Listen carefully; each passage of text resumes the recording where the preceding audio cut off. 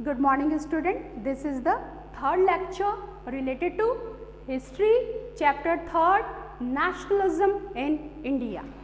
Okay. Or before we start the new topic, some part remaining of the Khilafat movement. Okay. तो खिलाफत issue, what was खिलाफत issue? तो ये जो issue है खिलाफत मूवमेंट जो है वो 1919 में शुरू किया गया। अच्छा, इसके पीछे मकसद क्या है? ओके, तो ये इशू ऐसा था कि world war first had ended with defeat of Ottoman Turkey. Okay, Ottoman empire पहले से हम जानते हैं कि वहाँ का जो खलीफा है, ओके, फर्स्ट वर्ल्ड वॉर का जब अंत हुआ तो उसके अंत के साथ जो खलीफा की हार होती है। ओके, और एक रूमर, एक अफवाह, एक रूमर ऐसा फैला हुआ था कि खलीफा के ऊपर एक हार्श ट्रीटी जो है वो इम्पोज की जाएगी, उसके ऊपर लगाई जाएगी, और जो ये खलीफा है ये spiritual head of Islamic world, मतलब मुसलमानों का जो धर्म गुरु बोलिए हेड है वो वहाँ का। ओके, तो सभी जो मुस्लिम रिलीजन से बिलोंग करने वाले जो पीपल हैं वो सभी खलीफा के साथ बोल सकते हैं जुड़े हुए थे। अब खलीफा के ऊपर एक हार्श, एक बहुत ही कठोर जो है संधि ट्रीटी उसके ऊपर इम्पोज की जाएगी, ऐसी जो खबर है वो फैली हुई है। अब उसके चलते इंडिया के जो मुस्लिम है वो चाहते हैं कि उसको प्रोटेक्ट किया जाए, तो उसके लिए उन्होंने महात्मा गांधी के ऊपर प्रेशर बनाया। अब महात्मा गांधी खलीफा का क्या यहाँ पे कनेक्शन है वो मैं आपको बताऊं। देखिए, इंडिया ब्रिटेन की कॉलोनी है, ओके, और जो हार्श ट्रीटी इम्पोज की जाएगी खलीफा के ऊपर उसमें ब्रिटेन भी जो है शामिल है। ओके, वो भी उसमें पार्टिसिपेट करेगा, उसके ऊपर जो ट्रीटी इम्पोज की जाएगी उसमें। तो ऐसी कंडीशन में इंडिया जो है वो कॉलोनी होने के कारण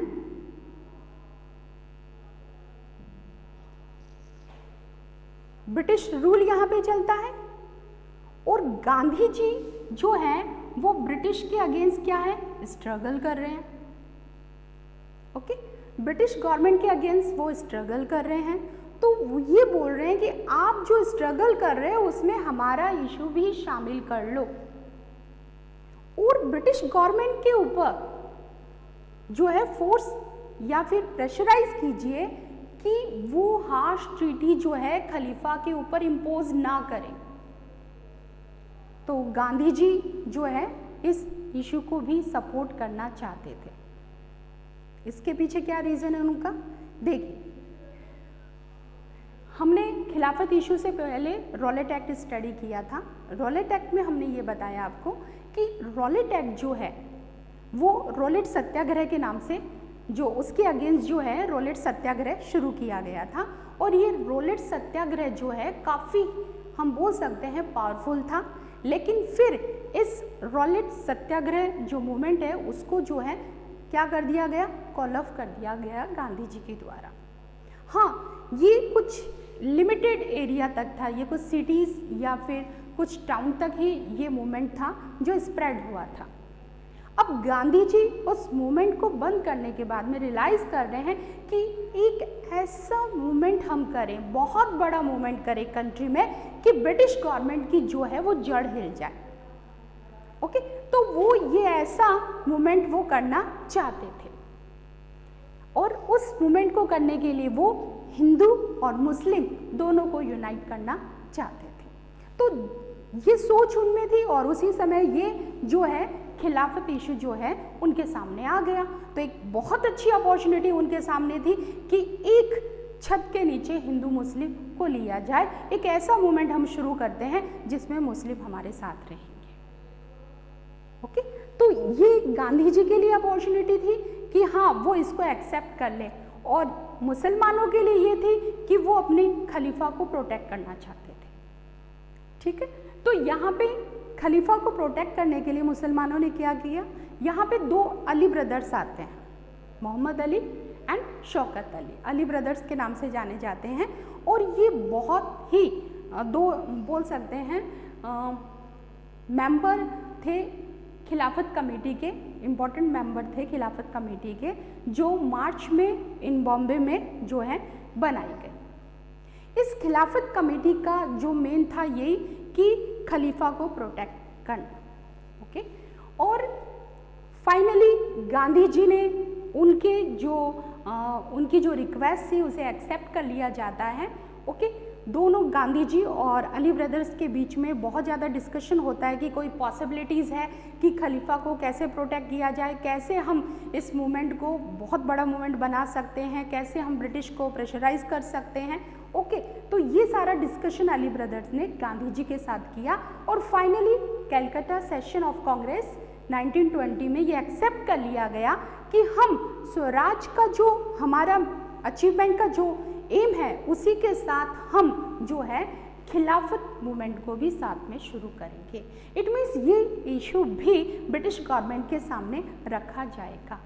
तो यहाँ पे ये है खिलाफत इशू, ओके। जनरली 1 मार्क्स का क्वेश्चन अली ब्रदर्स रिगार्डिंग पूछा जाता है, खिलाफत कमेटी वेयर हैड फॉर्म, ये सब है इसका, okay. Now why non cooperation, क्यों यहाँ पे नॉन कोऑपरेशन को गांधी जी ने जो है वो मूवमेंट के लिए सेलेक्ट किया। तो यहाँ पे बहुत ही अच्छा लग रहा है कि बहुत सारी चीज़ें हैं जो यहाँ पे 1919 के अंदर हुई हैं, ओके। अगर आप अपने रॉलेट एक्ट की बात करें, रॉलेट सत्याग्रह की बात करें, जलियांवाला बाग की बात करें, तो ये सब इसी ईयर से हैं। तो यहाँ पे ड्रॉप हो जाता है, ओके। तो इस ईयर को हम याद रखते हैं हिंद स्वराज के लिए। हिंद स्वराज बुक का नेम है, रिटन बाय महात्मा गांधी इन 1909। अच्छा, किस लिए फेमस है हिंद स्वराज? तो महात्मा गांधी ने हिंद स्वराज के अंदर नॉन कोऑपरेशन के जो विचार थे, जो उनके आइडियाज़ थे, उन्होंने वहाँ इस बुक में मेंशन किए, ओके। हिंद स्वराज के अंदर उन्होंने बोला कि ब्रिटिश गवर्नमेंट जो अपना एम्पायर जो इस्टेब्लिश करके इंडिया में बैठी है with the help of Indian, with the cooperation of Indians, Indian का कोऑपरेशन उसे है, इंडिया उसे कोऑपरेट करती है, वो पॉलिसी बनाती है, इंडिया के लोग फॉलो करते हैं, रूल एंड रेगुलेशन बनाती है, इंडियन पीपल उसको फॉलो करते हैं, वो सामान बाहर से लाकर यहाँ पे बेचती है, इंडिया के पीपल उसे खरीदते हैं। साथ ही उन्होंने ये भी बताया कि अगर Indian people refuse to cooperate with British, okay, अगर उनके साथ कोऑपरेट करना से मना कर दे तो ब्रिटिश जो एम्पायर है वो कोलैप्स हो जाएगा with in a year and Swaraj would come. तो यहाँ पे ये बहुत अच्छा विचार है कि कोई भी पर्सन इसलिए काम कर पाता है क्योंकि आप उसे कोऑपरेट करते हो, ओके। बहुत अच्छा एग्जाम्पल आपके लिए है कि स्कूल का जो एक कैंटीन का मैं एग्जाम्पल आपको दूं कि स्कूल का कैंटीन जो है उसमें बहुत सारी चीज़ें जो हैं आप ड्यूरिंग लंच के लिए आप उसमें से परचेज करते हो।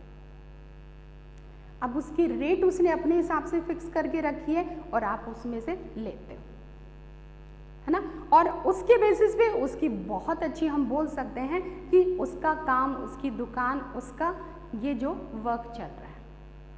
अब क्यों चल रहा है? क्योंकि आप उसे कोऑपरेट करते हो। जिस दिन आप उसके अगेंस्ट हो गए कि नहीं, आपकी जो ये प्राइस है ये बहुत ज़्यादा हाई है इन कंपेयर टू मार्केट, तो फिर एक पर्सन के करने से नहीं होगा। जब आप यूनाइट हो जाओगे, कंबाइन हो गए, ये अगेंस्ट हो जाओगे, तब वो इजी नहीं होगा उसके लिए वर्क करना। फिर आपको उनकी बात जो है, आपकी बात वो एक्सेप्ट करेगा, रेट को कम करेगा।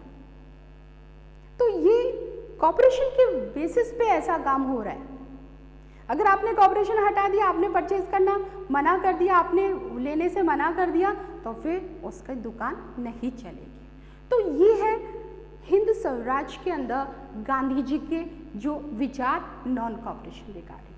अब ये तो विचार हो गया कि किसी भी पर्सन को कॉपरेट ना करें, ओके ठीक है, लेकिन ये जो है how could non cooperation become a movement, कैसे ये मूवमेंट बन सकता है, कैसे ये हम बोल सकते हैं कि इसके बेसिस पे कैसे हम एक मूवमेंट को खड़ा कर सकते हैं। तो यहाँ पे गांधी जी ने कुछ सजेस्ट किया कि शुड बी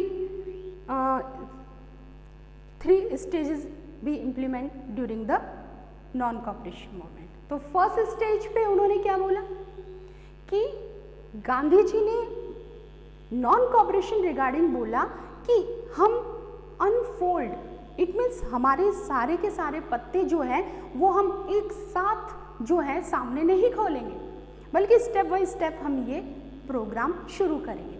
तो फर्स्ट स्टेज पे उन्होंने बोला कि सरेंडर ऑफ द टाइटल्स। अब टाइटल भाई बहुत सारे उस समय जो ब्रिटिश गवर्नमेंट है वो इंडियन पीपल को बहुत सारे यहाँ पे अवार्ड दिया करती थी। तो यहाँ पे अवार्ड है, टाइटल है, जैसे सर, किसी को सर का टाइटल दिया, उपाधि जिसे हम बोलते हैं, तो वो सारे के सारे जो है वापस जो है ब्रिटिश गवर्नमेंट को लौटा दिए जाएंगे, उनको रिटर्न कर दिए जाएंगे। Second stage, boycott of civil services. जितने भी एम्प्लॉय है इंडियन पीपल जो ब्रिटिश गवर्नमेंट के यहाँ पे एम्प्लॉयज हैं, एम्प्लॉय हैं, वो उसकी सर्विस छोड़ देंगे। Army, police, courts, school, okay, इन सब जगह से लोग हट जाएंगे। इट मीन्स इंडियन पीपल जो है वो यहाँ से हट जाएगा। अब foreign goods and legislative councils, यहाँ पे हम बाइकआउट करेंगे फॉरेन गुड्स का, बाहर से आए हुए सामान का। इट मीन्स इंडिया के अंदर जो इंपोर्ट किया जा रहा है वो हम परचेज नहीं करेंगे, ओके। और लेजिस्लेटिव काउंसिल्स मतलब उनके द्वारा बनाई गई, हम पार्लियामेंट उनके द्वारा बना सिस्टम में हम पार्टिसिपेट नहीं करेंगे, इलेक्शन में पार्टिसिपेट नहीं करेंगे। ये सेकंड स्टेप जो है गांधी जी का कि सेकंड स्टेप हमारा ऐसा होना चाहिए, ओके। अभी तक सब कुछ शांति से है। थर्ड, अब फर्स्ट स्टेज, सेकंड स्टेज, जब ये इम्प्लीमेंट किया जाएगा तो ब्रिटिश गवर्नमेंट शांत बैठने वाली नहीं है, वो जवाब में कुछ न कुछ करेगी। तो इन्होंने थर्ड यहाँ पे स्टेज बताई है, in case the government use repression, it means दमन करेगी, वो हमको रोकेगी या हम पर किसी तरह का वो अत्याचार करेगी, तो सीडीएम वुड बी लॉन्च, हम बोल सकते हैं full CDM, civil disobedience movement would be launch. इसी के साथ नॉन कॉपरेशन के साथ सीडीएम भी शुरू कर दिया जाएगा। तो ये है 3 unfold stages of the non cooperation, या फिर how could non cooperation become a movement, 3 stages of the non cooperation. और हिंद स्वराज बुक में जो नॉन कॉपरेशन का आइडिया है महात्मा गांधी का, वो ऑलरेडी हमने आपको एक्सप्लेन किया, okay. Khalifa, who was Khalifa, okay, ये सारा पॉइंट जो है आपका यहाँ पे एक्सप्लेन हुआ है। Now the non cooperation and the Congress party.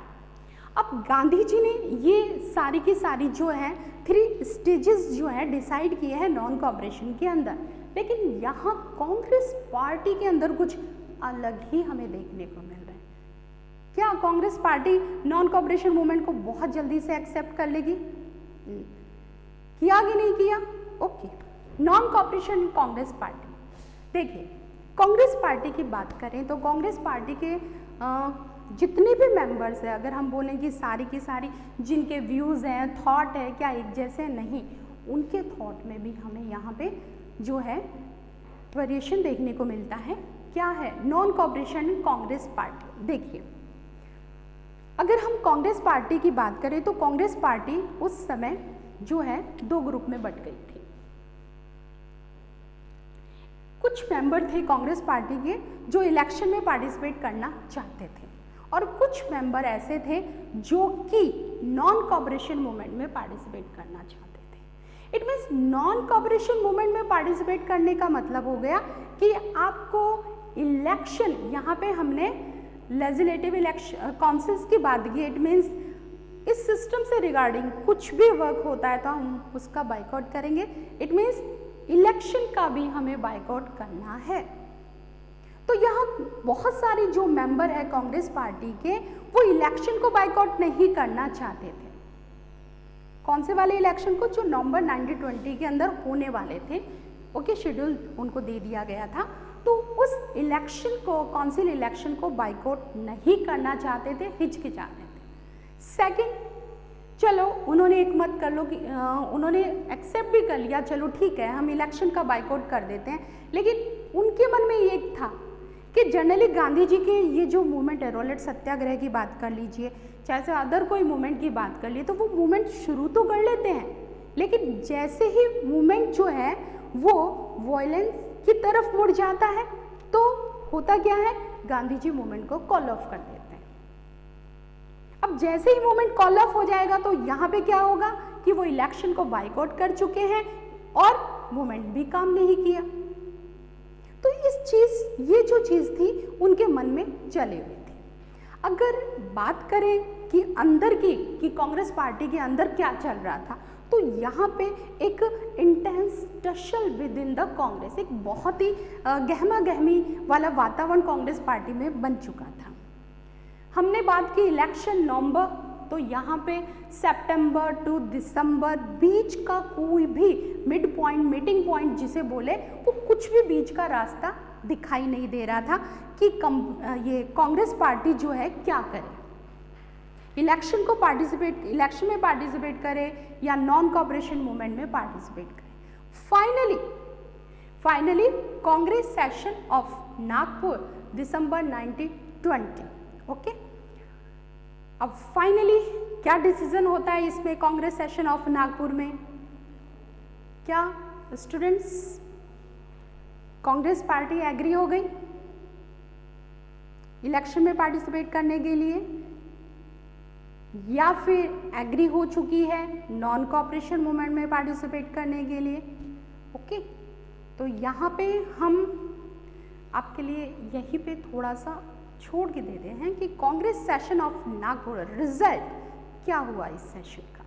Okay, once again I revise the, देखिए खिलाफत इशू की बात कर रहे हैं, तो यहाँ पे महात्मा गांधी ने रॉलेट सत्याग्रह जो किया था वो ज़्यादा एरिया तक हम बोल सकते हैं, बहुत बड़े पार्ट में सिर्फ यहाँ पे नॉर्थ इंडिया के अंदर ही वो स्प्रेड हुआ था, ऑल ओवर इंडिया में नहीं हुआ था। अब गांधी जी चाहते हैं कि बहुत बड़ा मूवमेंट किया जाए, लेकिन ये मूवमेंट तभी पॉसिबल है जब हिंदू मुस्लिम जो है सब एक साथ यूनाइट हो। तो उसी समय एक अपॉर्चुनिटी गांधी जी के सामने आती है कि मुस्लिम जो है वो गांधी जी से हेल्प मांगते हैं, वो चाहते हैं कि गांधी जी उनके खलीफा को प्रोटेक्ट करें और उनके खिलाफत इशू को जो है वो ब्रिटिश गवर्नमेंट के सामने रखें। तो यहाँ पे खलीफा spiritual head of the Islamic world, मुसलमानों का जो धर्म गुरु है, जो धर्म है, जो है मुखिया है उनका, वो खलीफा है। अब खलीफा जब फर्स्ट वर्ल्ड वार, यहाँ पे फर्स्ट वर्ल्ड वार ख़त्म होता है, या तो उस समय ओटोमन टर्की के ऊपर जो ओटोमन एम्पायर है वहाँ उसकी हार होती है। हार होने का मतलब है कि खलीफा के साथ क्या की जाएगी, ट्रीटी की जाएगी, किसी तरह का समझौता है वो किया जाएगा। लेकिन उन लोगों की खबर ये फैली हुई है कि ये जो ट्रीटी उसके ऊपर इम्पोज की जाएगी ये एक हार्श ट्रीटी है, बहुत ही कठोर इसकी शर्तें हैं और इंडिया के मुस्लिम चाहते हैं कि हम उसको प्रोटेक्ट करें। तो उसके प्रोटेक्शन के लिए उन्होंने गांधी जी से बात की है। अली ब्रदर्स का यहाँ पे आता है, Shaukat Ali and Mohammad Ali.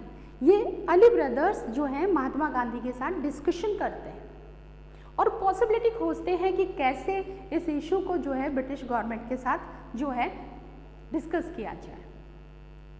Finally Calcutta session 1920, okay, ये वो ईयर है, ये कांग्रेस का सेशन है।